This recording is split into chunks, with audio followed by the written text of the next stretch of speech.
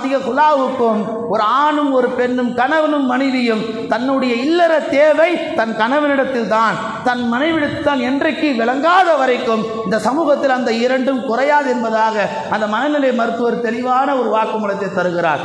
கண்ணியமிக்க அல்லாஹ் நல்லடியார்களே, ஷரியத்தில் கொஞ்சம் இன்றைக்கு இந்த ஆண்கள் சரிந்து விட்டார்கள். பெண்கள் சொல்ல தேவையில்லை, மொத்தமாக சரிந்து விட்டார்கள்.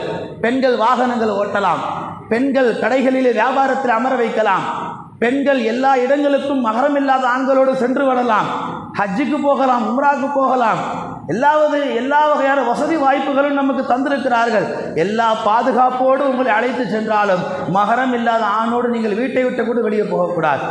ஒரு சஹாபி ரசூலுல்லாஹ்விடத்தில் சொல்லி அனுப்புகிறார்கள், யார் ரசூலுல்லாஹ், என்னுடைய தந்தை மரணமாகிவிட்டார், என் கணவர் போருக்கு போயிருக்கிறார், என் தந்தையுடைய கடைசி தீதாரை நான் பார்க்க போக வேண்டும், என் கணவர் வராதவரை நான் எப்படி வெளியேறுவது, நான் வெளியேறினால் என் கணவனுக்கு துரோகம் அல்லவா? ரசூல் ஸல்லல்லாஹு அலைஹி வஸல்லம் சொன்னார்கள், நீ வெளியேறவே வேணாம், வீட்டிலே இருங்கன்னா. கடைசி வரைக்கும் அந்த மையத்தை கபூரில் வைக்கிற வரைக்கும் கணவர் வந்த பாடில்லை. இந்த மகளுக்கு மனம் துடிக்கிறது, தந்தையை பார்க்க முடியவில்லை என்று.